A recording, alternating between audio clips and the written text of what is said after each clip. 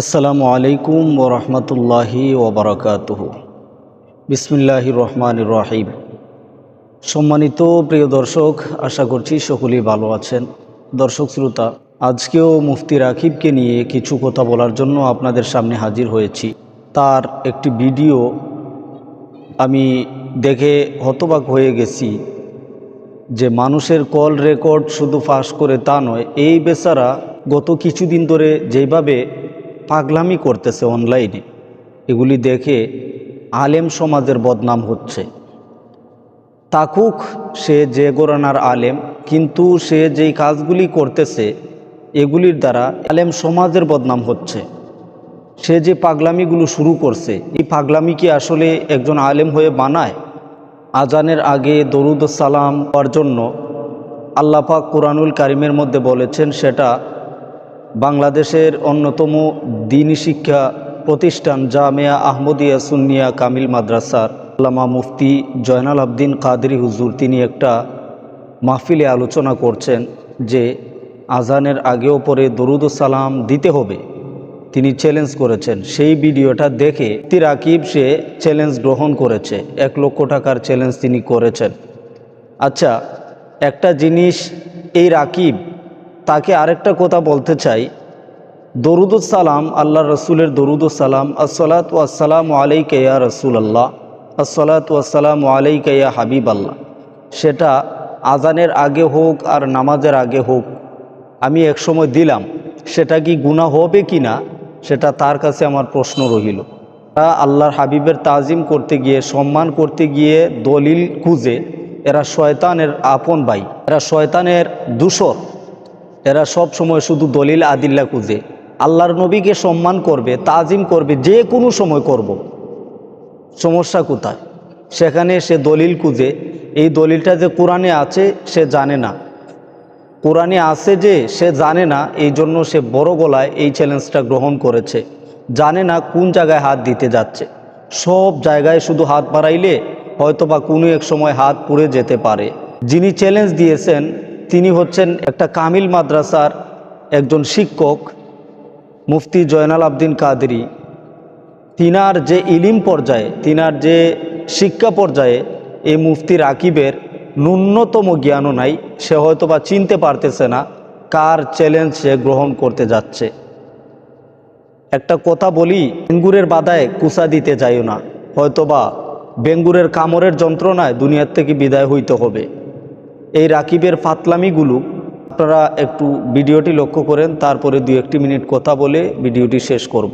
গাঁজাখুরি শরীয়তের অস্তিত্বহীন, যার কোনো অস্তিত্ব শরীয়তের ভেতরে নাই, এমন বক্তব্য তিনি দিচ্ছেন। বলতেছেন যে আজানের আগে দুরুদ সালাম দিতে হবে হবে হবে, আজানের আগে দুরুদ সালাম দিতে হবে হবে হবে। উনি আবার 1 লক্ষ টাকার চ্যালেঞ্জ করেছেন, না দেখাইতে পারলে উনি 1 লক্ষ টাকা দিবেন। আমি তার এই 1 লক্ষ টাকার চ্যালেঞ্জ গ্রহণ করলাম। জয়নুল আবিদিন কাদেরী, আপনার চ্যালেঞ্জ আমি গ্রহণ করলাম। এবার আপনি আমাকে দেখান, কোথায় দেখাবেন? প্রিয় দর্শক, আপনারা যে ভিডিওটুকু লক্ষ্য করেছেন, এই ভিডিওর লিংক ডিসক্রিপশনে আছে, আপনারা ওখান থেকে দেখে নিতে পারেন। এই ভিডিওর মধ্যে মুফতি জয়নাল আবদিন কাদেরী তিনি বলেছেন যে আজানের আগে দরুদ সালাম পড়তে হবে, সেটার চ্যালেঞ্জ তিনি করেছেন। হয়তোবা এই রাকিব বুঝতে পারে নাই কার চ্যালেঞ্জ গ্রহণ করতে যাচ্ছে। আমি আবারও বলছি কথাটা, সে যদি বসে, একটা এবারত পড়ার মতো যে শক্তি নাই এই মুফতি রাকিবের, সে যে ঘরের মধ্যে বসে, একটা কথা বলি কি, ক্যামেরা নিয়ে তো আমিও চিল্লাইতে পারি। যারা ক্যামেরা নিয়ে চিল্লাফাল্লা করে, মিডিয়ায় চিল্লাফাল্লা করে, এরা কি সরাসরি এরা পারবে? ঘরের মধ্যেই লাফালাফি করতে পারবেন, ঘরের মধ্যে বসে একটা ক্যামেরা ফিটিং করে চিল্লাইতে পারবেন, কিন্তু যদি সরাসরি আসেন, পারবেন আপনি? কাকে নিয়ে কি বলতেছেন পারবেন আপনি? তাদের সাথে একজনের কল রেকর্ড করে ছাড়তে পারবেন, মিডিয়াতে কথা বলতে পারবেন, ঘরে বসে ভিডিও ছাড়তে পারবেন, কিন্তু সরাসরি আসলে হয়তোবা পায়জামা গরম হয়ে যেতে পারে। কার মধ্যে কি? মুফতি জয়নাল আবদিন কাদেরী তোমার মতো রাকিবকে পকেটে নিয়ে হাঁটে, বলতে চাচ্ছ তুমি উনাকে নিয়ে? তোমার মতো 14 রাকিবকে মুফতি জয়নাল আবদিনের পকেটে রাখে। একটু মানুষ চিনে চ্যালেঞ্জ গ্রহণ করো। এই কথাটাই বলতে আসছি, একটু মানুষ চিনো কার মধ্যে আমি কি বলতে যাচ্ছি। বাংলাদেশে হাতে গোনার কয়েকজন আলেমের মধ্যে উনি একজন, এই মুফতি জয়নাল আবদিন। উনাকে চিনো তুমি? উনি কে? না চিনে হুট করে ভিডিও একটা করে নিলা, কিন্তু এই ভিডিওটাতে আজীবন অনলাইনে যে ঘোরাফেরা করবে, যদি মুফতি জয়নাল আবদিনের চুকে এই ভিডিওটা কখনো পড়ে, তিনি যদি সন্ধান খুঁজে, তখন কি তোমাকে পাওয়া যাবে? তুমি কি পারবে ওনার সামনে বসতে? একটা কথা আছে, স্কুলের টিচার হয়ে বিশ্ববিদ্যালয়ের প্রিন্সিপালের সাথে ফাঙ্গা লইতে যাইও না, হয়তোবা হাত পুড়ে যেতে পারে। কোথায় কি তুমি মিডিয়ার মধ্যে বক্তব্য দিতে পারবে, ঘরের মধ্যে বসে একটা ভিডিও ছাড়তে পারবে, কিন্তু তোমার এটুকু ক্ষমতা হবে না ওনার সামনে গিয়ে একটা এবারত পড়ার।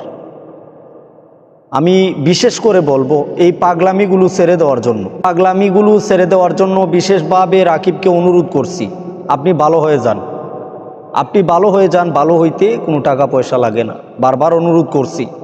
বাংলাদেশের বিশ্ববিখ্যাত আলেমদের নিয়ে সে চ্যালেঞ্জ করে বসে আছে। ফাইজলামির একটা লিমিট থাকা উচিত।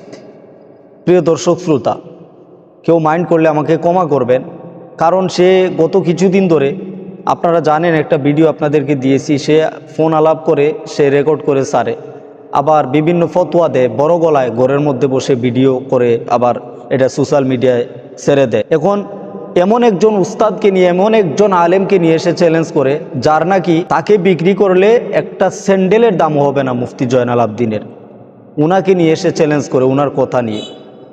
তো কি বলবো জানি না, ছোট মুখে বড় কথা সাজে না, তারপরেও বলতে বাধ্য হলাম তার কিছু কর্মের কারণে। প্রিয় দর্শক শ্রোতা, সকলে ভালো থাকবেন, সুস্থ থাকবেন, বেয়াদবি হইলে ক্ষমা করবেন। আসসালামু আলাইকুম ওয়া রাহমাতুল্লাহি ওয়া বারাকাতুহু।